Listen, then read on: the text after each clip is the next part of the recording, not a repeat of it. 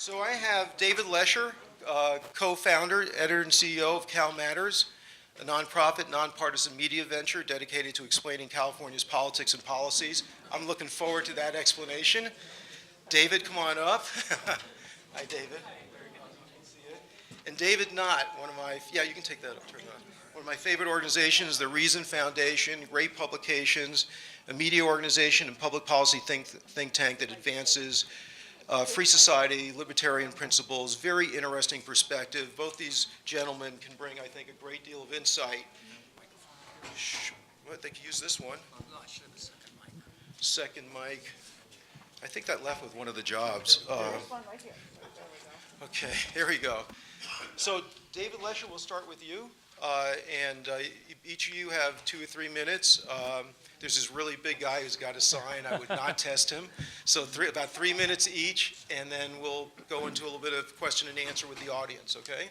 Thank you. Great. Well, thank you, Larry, and thank you for BizFed for the opportunity to speak here today. I've sat through most of all of the presentations, and I've learned a lot. It's a very impressive presentation. So I look forward to talking about, I'd love to talk about the transportation bill that passed 2 weeks ago and what it says about what's happening in Sacramento, because I think it says a lot.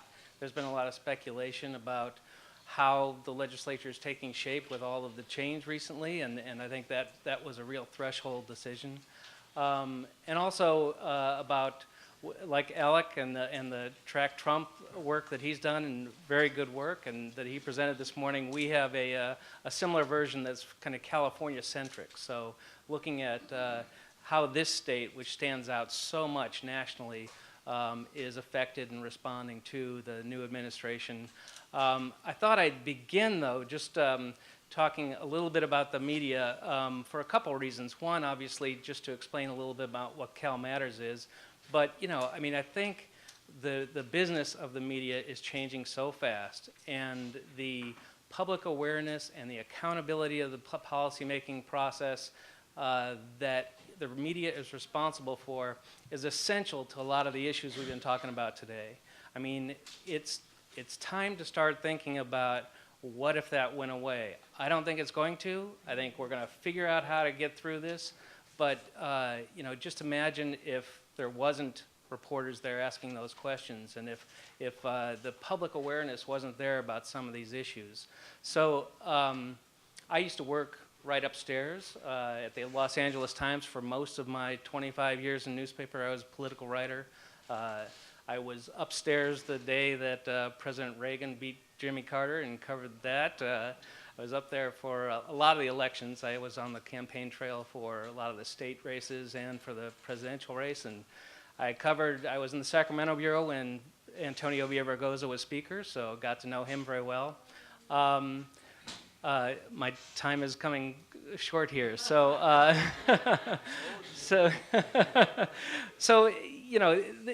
there was a Pew Center report that just came out about the media industry, and it said last year was the worst for the newspapers since the Great Depression.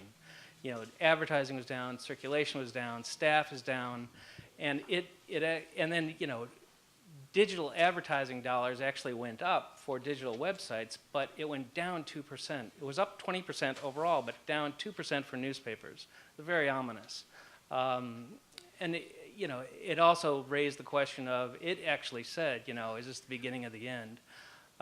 So this is where Cal Matters comes in. We're part of a national trend, nonprofit, multimedia content provider. We have a staff of 12. We're based in Sacramento. We cover all the major statewide issues: healthcare, education, environment, fiscal issues, politics. And we give our stories to newspapers and radio around the state. We're now reproduced by about 90 different media, all the major media in the state. And it's part of the future. I think of us as the bridge from the old to the new. I mean, I don't know exactly what the new is going to look like, but the old is going away, and some of the work that really needs to be done is being lost. So we are working, just to overlap with some of the issues that Larry brought up. One of the exciting things about what's happening in media is that there's an opportunity for multimedia to collaborate in a way that never happened before. I mean, we are in a project right now with the LA Times, and I don't know if you've seen it, but since September, we've been doing a series about public pension debt. And it's a huge issue. The state has a $360 billion unfunded liability. This year's budget, $14 billion goes to retirement benefits, and which is more than the state spends on corrections, more than it spends on higher education. You know, it's a huge issue, and at the local level, it's huge. 20% of LA's budget is for retirement benefits. And then the other one I'll say real quickly, we're starting a 2-year project with a bunch of media around the state that as soon as it's complete, I'd love to talk more about all the distribution that we're going to be involved in, but it's a project that we're calling What Happened to the California Dream. And it's the shrinking capacity of government to deliver services. It's the high cost of living, housing being the outlier, obviously, but there's a lot of high costs. It's what that does to the life decisions of people coming, whether it's somebody coming out of college and trying to start a career, or somebody trying to escape poverty. And then it's, you know, what does that mean for the future of California?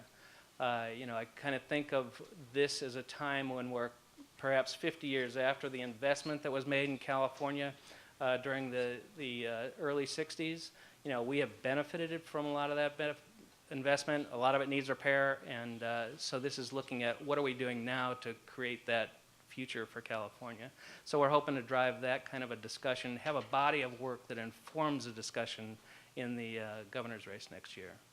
So I look forward to talking more about Sacramento and Tom.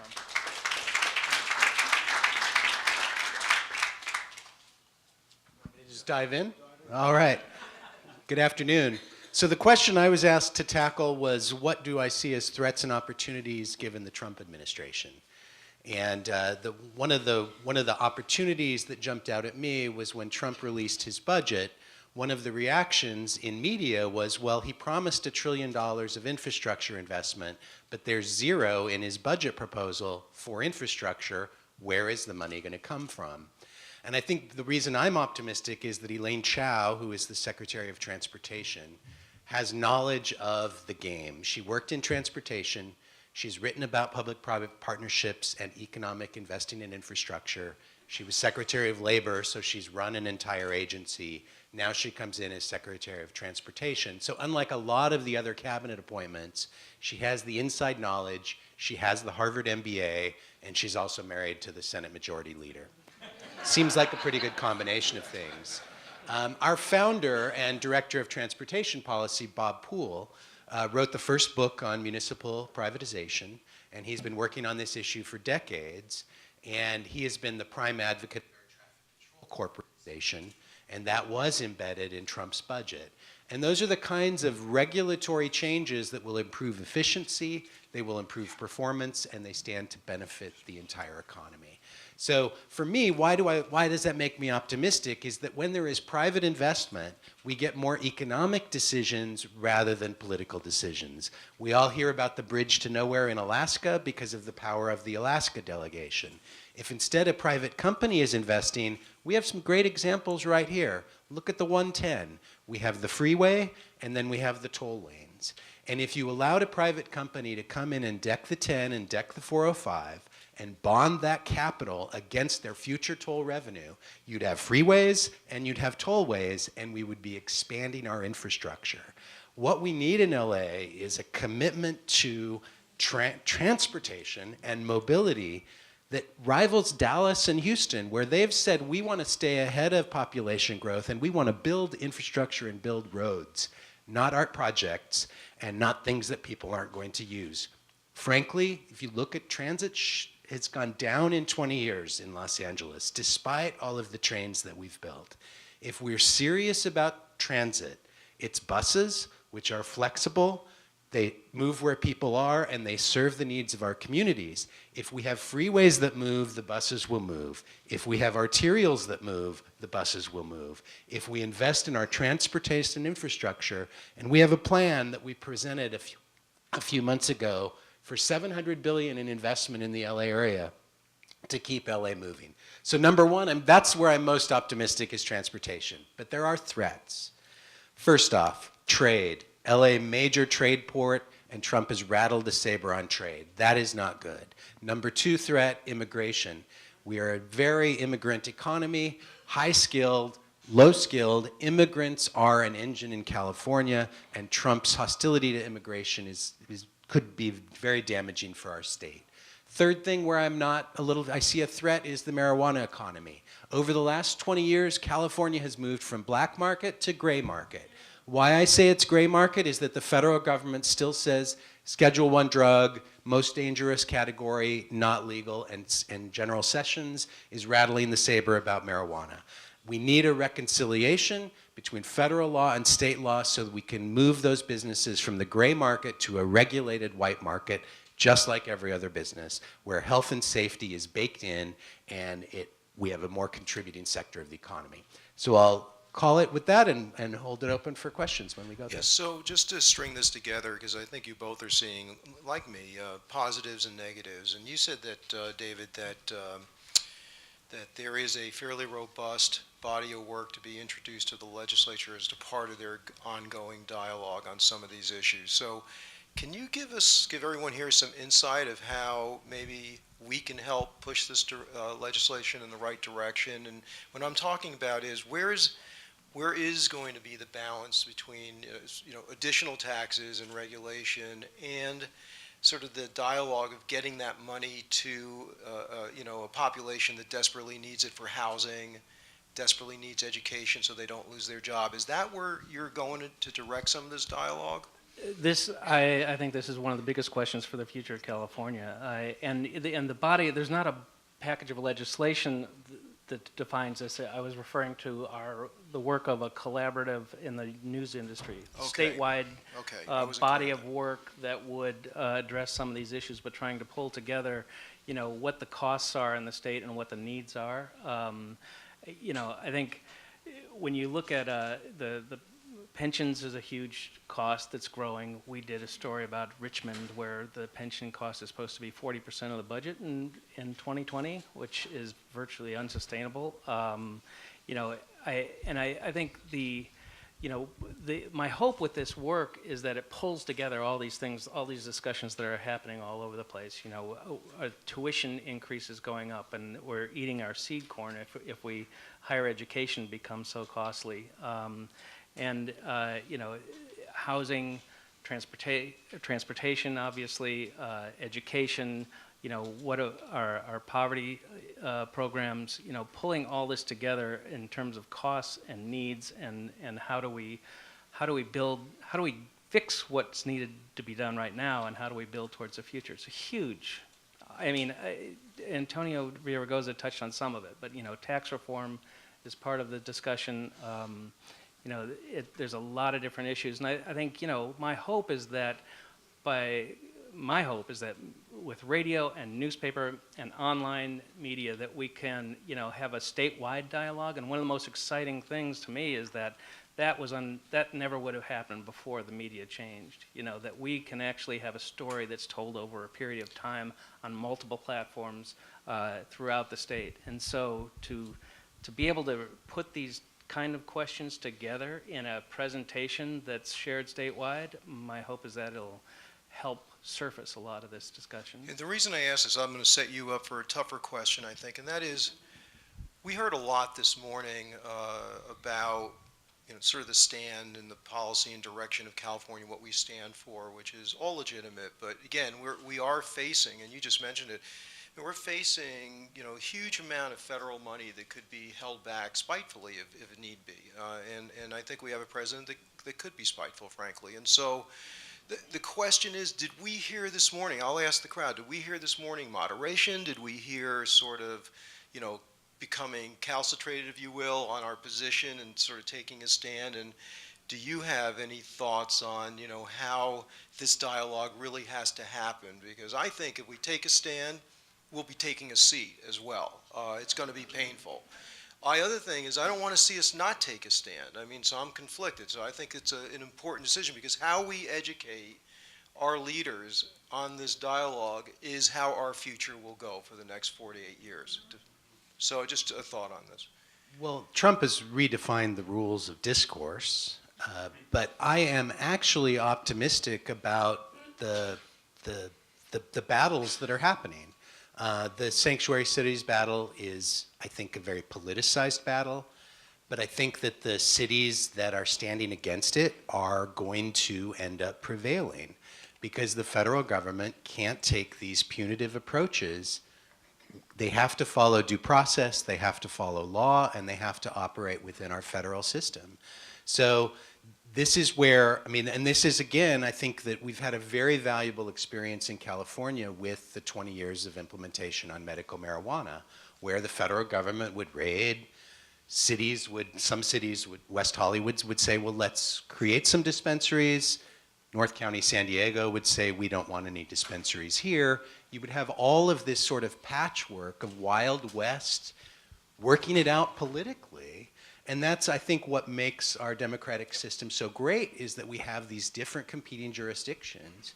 And, you know, we talk about California competing with other states, but we have, you know, LA City competing with Manhattan Beach and Santa Monica, and we have the competition even here for who's going to get SpaceX or who's going to get the next Silicon Beach. So these are the things that create performance, and I think the competition among elected bodies or among courts and Trump is all very healthy for the country working out these questions. I tend to agree. I'd like to open it up to the audience. Helen, if that's okay, can I do that? And see if there are any comments or questions? Any questions from the audience? Here we go. You can state your name and your organization. My name is Jewel O'Connor, and I forgot last time I asked a question. I am a guest of Cleo Hill Jackson with the Regional Black Chamber of Commerce, as well as Madam Townsend. The last time I asked a question, I had a few more questions, and I'm glad you brought up the marijuana tax, because even though I voted for that, I'm not sure where those taxes are going, because the Olympics are coming, and we want to get our infrastructure together, or hopefully the Olympics are coming. And that would be good for our hotel industry. But where are those marijuana taxes going? And also the toll roads. Where are those tolls going?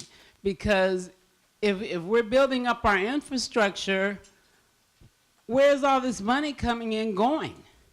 Why are we, and I wanted to ask this to the deputy mayor, why are we implementing new taxes when we continually have fees on everything we do?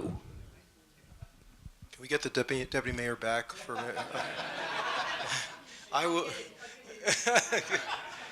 The marijuana tax isn't there yet. The actual recreation tax, which is 18 cents in most places, will start January 1. So it's brand new. I heard the medical marijuana tax was in place. Yeah, the medical marijuana tax is in place, and I do not know where those funds are going. I really don't. I think it's all state It's all general general fund general because fund. it's franchise tax board. Isn't infrastructure general?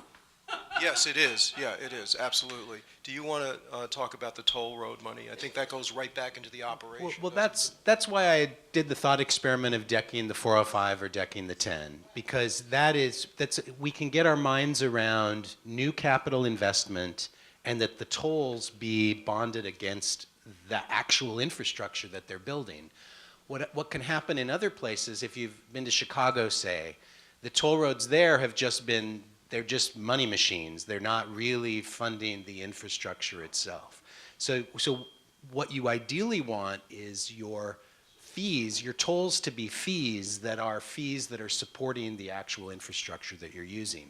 That's the principle that gets you better water bond investment, or, I mean, if you have a local bond for a specific project and the money is all internal, that's how you get the best decision making.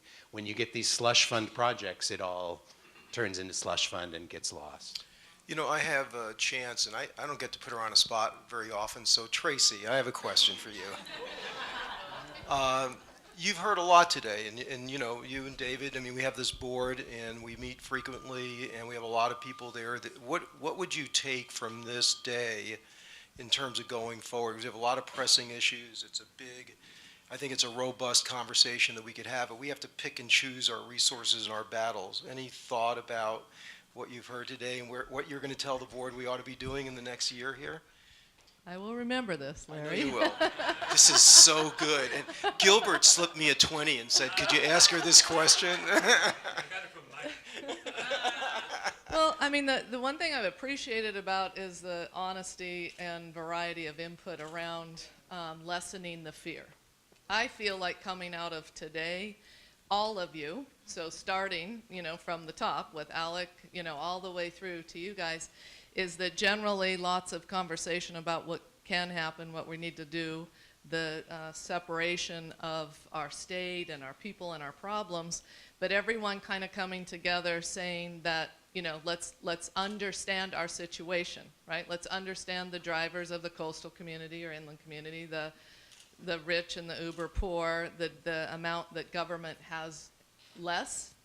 So who was it that was making the point? Was it you, Larry? Making the point of the impact of government, so we still sort of own it ourselves. So one thing that has been arising at BizFed is capitalizing on the P3, so the public-private partnership. I think that came out of almost everyone talking, that we have to get more serious about that here in our state, that there's opportunity. So whether it's housing, it's transportation, it's all the big issues, education that we've been dealing with. Today, we don't have mechanisms. It's not allowed. It's not welcomed. You hear it all the time. So I did hear that consistently. You guys can challenge me because you may have heard it differently. But no matter what side of the fence, what elected office or private sector or nonprofit that you're involved in or media outlets, I did hear that as a common theme. So that's what I would take away and offer, Larry. No, I think it's fair enough. Yes, sir. So, Larry, my question is for you. Hold it, let me get your mic. Not that people couldn't hear you, but a mic would help. I'm Ted Green. Larry, I absolutely respect the caution that you're calling for. But my question to you is, if a state like California, sixth largest economy in the world, 12% of the population of the United States, if we don't say hell no to the normalization of the Trump administration, who do you think is going to do it? No, I don't think there's another, two things. One is that market forces tend to respond agnostically, So in other words, if Trump takes a stand that the market just won't tolerate, spending and expenditures and investment will speak, and that will be the loudest voice, I think, because that's not a policy voice. That's a choice of investment voice. It has huge implications for everyone. So I don't think it's just California's fight. I think there's a lot of investment in the economy that is going to be looking to Trump for clarity, and if they don't get it, they'll start to tighten the spigot, and we'll all be hurting, and that will be the most powerful voice. Whether we like it or not, our democracy is built on capitalism, and capitalism will speak first and the loudest, in my view. But I think to the extent that capitalism is going to speak to those issues that are really philosophical and political, I think California is our best ride. We're the largest population. We're geographically ideally suited in a world economy. We are going absolutely in the right direction in terms of energy alternatives. We have high educated population, and we have a lot at stake. So yeah, I think we are the voice. All I'm really suggesting, as you know, Ted, is that being loud and being brave can be very, very punishing, and so we have to be careful. That's all. There's a lot of people at the low end of the spectrum that will feel it first, and then we'll truly see how brave our politicians are. Yeah. We have another question here. One last question. I have a question, and it has not been answered yet. First of all, we have both Republicans and Democrats. I'm wondering, why is it that we do not have a forum with both Republicans and Democrats? Because we're all Californians, and we should be able to come together and attack this problem. The second is that, and I need someone to speak on that, because I would like to see a Democrat and Republican forum whereby we can get some answers and get them to work with us. The second part of this question is, no one is telling me how much budget, how much money can Trump spend just for his travel, his family, his wife. I mean, I don't get it. Somebody have to help me. I mean, no one is answering that question. They're evading it. I don't. They're cutting the poor. They're cutting the homes. They're cutting California. We got to be careful. We're in a civil war, so we need to get ready for that. And we need to get the Republicans with us here in California. Thank you. Thank you. I know I travel with 2 kids and a wife, and I could use some of that budget myself. It's yeah.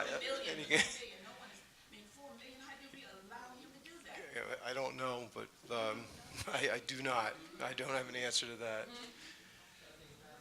Any other questions, comments? Yes, sir.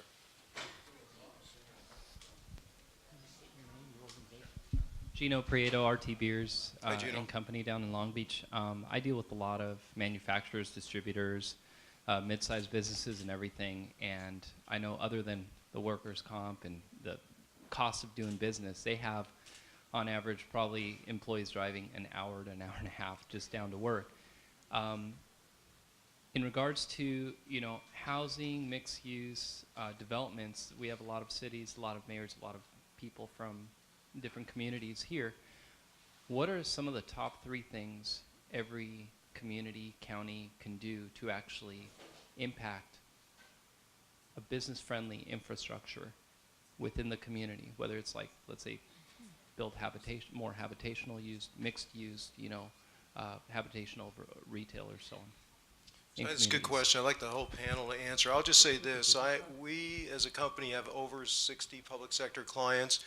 I would say 2/3 of those have no interest in promoting housing in their community. Zero. I mean, because they believe that housing is a net outflow, right? That the cost of housing and the cost of providing services to the residents cannot be paid for without additional commercial investment. So one of the things that we have to do is, and this is, this is something LAEDC can work on as well, but our economists at Kosmont are finding that at a certain break point, the price of a house and the household that moves in is actually a net positive to a community, not a net negative. But our leaders don't really understand those economics, so if you want to add housing, you first have to shape the perspective on housing of the leaders in so many of those cities. And LA is much, much different than most of the other cities. I'll let the others comment, but I put that out there because I think a lot of us, when we ask a question like that, just assume everybody wants housing. That is not the truth. Well, you know, I mean, just from a state perspective, I mean, the thing that comes to my mind is the really poor relationship between the state and the local governments, and you know, this governor especially believes in subsidiarity. So, you know, a lot of local levels on their own, you know, which is good. So, in some ways, because there's not a statewide solution, but there's going to be a variety of different experiences around the state. You know, I'm not one to ask about how to make a community business friendly, but you know, when the state pulls away redevelopment programs and you know, really let's local government react on its own, or local communities on their own, it's not time to look to the state. Any other? Oh, sorry. I may not have a good answer, but it seems like the cities can provide public safety, quality schools, and then get out of the way and allow investment to go where it's going to go. Yeah, fine. So I would just add one thing. You know, I mentioned in my presentation these new districts, the EIFDs and CREAs, and one of the concepts that the state has brought to the fore that didn't exist in redevelopment. In redevelopment, every city created a redevelopment agency, and then they took all the tax increment from all the schools and used that to fund development. That was really what was the death of redevelopment, in that the state had ended up backfilling because of Prop 98. They had to backfill the loss of taxes that got scooped up by redevelopment agencies locally. And they were 20 billion broke at the heel of the recession, and they needed the money back. And they saw 12 billion in redevelopment that had been taken off the coffers, and they swept it back into their coffers. So then they came back and said, look, you can create these EIFDs, but here's the key.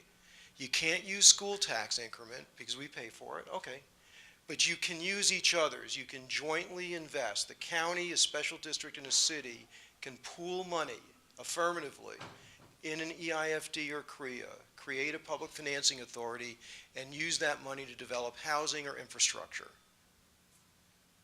That's what has to happen. So we can't have a county in Los Angeles that adopts an economic development resolution and says we'll use all of our former redevelopment money for catalytic projects in communities of need. And then a year later, the CAO issues a policy that says we won't spend any of the money in a community that gets 15 cents or less of their property taxes. That's all the communities of need. So the way to do it, there is a facility to induce housing, but we have to first get our local communities, the county and the cities, to understand that if they share taxes and they can figure out a policy of investment, they can promote infrastructure, they can promote housing, and they can make things better for a lot of us. And we just have to work on that. That's the challenge that I want to put out to LAEDC. That's the challenge I want to put out to SCAG. That's the challenge I want to put out to BizFed and the Chamber. The sooner we get there, the state's given us the tool. We don't have the mentality locally yet, but we can get it done. We need to push, because it's our investment dollars. All the private sector creates tax increment. It's not public taxes. What it is, the value of our investment. When Tesoro spends $1 billion, that's property tax that we can use to put housing into workforce communities. But we're not doing that. That's because we won't cooperate across the board, but we can. So that's the challenge. I think it can be done, Gino, but we just have to change and shift the way we look at these tools and our commitment to use the tools. I think we're about out of time, right? Now, we Yes. have a question right over Okay, here. sure, yeah. The chairman gets the I was last just trying to be question. respectful here. You know, 3 minutes. it isn't a question of money. There are literally hundreds of billions of dollars of money worldwide that are looking for an investment. We in government don't think about that. If we thought about everything we do, how to structure it so that the private sector can invest in it, we wouldn't have to worry about taxes all the time, because we are completely taxed out. So there are so many things that we need, and there's so many dollars out there waiting for an investment opportunity. If we encourage government to look at every single problem and say, how can we structure something to get money from God knows where in the world, but it's all there, to invest in this thing and get a return? We don't have to worry about increasing taxes because we're taxed out now as it is. So if we can get that message to our electeds and help them create avenues for investment worldwide, we've accomplished a lot. Thank you. Thank you. Thank you, everyone. Thank you, David. Thank you, David. That was an easy panel. thank you. David. All right, we're going to conclude in just a few minutes. I want to have Helen Waugh come up here. Helen Waugh is our executive director at the BizFed Institute. Blood, sweat, and tears for many months to pull off today. So thank you for all that you did, and that you got all the rest of us on the BizFed team to support you and execute, and you got the finest speakers we could have put together. You had a tall order. Our BizFed Institute board came up with this idea and then dumped it on her and said, make it happen somehow. And so thank you for what you did. I really appreciate it. A part of what we do always at the Institute, besides sharing the information live here, obviously, is compile what happened today. So all of the PowerPoints that were presented today, we will share with you. We will do key takeaways from today. Randy Witt's firm has recorded the entire day. He will do a tight editing process, so you'll have video snippets. And then we'll recap and share all of that. For example, we'll share how to subscribe to the Reason Foundation magazine and how to subscribe to Cal Matters and how to get on Trump Track. So everything you saw today, we'll make it real easy for you then to connect with the speakers and the information, how to get the LADC strategic plan and so on. Okay, so look out for that. That'll come shortly. It will take us a few days to get that pulled together. But when it comes out, that will be available. We'll distribute that widely then. Be sure to share it with your networks, right? I want to thank all of you for the biggest investment of all, and that's your time. your time and your minds and your energy in the room. There's so much good energy all day today, too. I appreciate that. So thank you for coming. I know that's a big lift on a Friday to invest the time with us. It means a lot. But then please do share it with others when we circulate that with you so that other people can learn from today and get involved with us, the next go around. Of course, none of this happens if we don't have some of our awesome companies like belly up to the bar and drop some money in the kitty. So even though they had to leave, I have to thank AES Southland, one of the finest energy companies in the world. Majestic Realty, one of the largest land and warehouse and developing companies in the world right here. Southern California Gas Company, and Randy Witt Productions. Of course, our singing chair we love, Gilbert Ivy.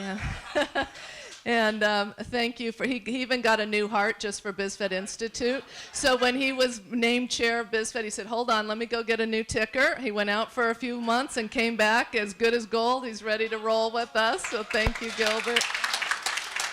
And of course, David Fleming for giving us the golden nugget at the end. I mean, he starts us off and then he wraps us up. So I'm going to show us, not me, the slide. I'm sorry, I don't want to see me. There's a slide on a survey, So if you guys can just pull out your phones and put that in tinyurl.com/NextUp survey. So tinyurl.com/NextUp survey. And then if you would it only take you a couple minutes, but give us feedback because this is an enterprise that we're really working to try to do better each and every time, try to be a big voice, a big communal voice, to be intelligent, inclusive, and impactful. So tell us really how we're doing on those three things. And then promise me you're going to have an awesome rest of your Friday and the best weekend you've had yet. Thank you for coming.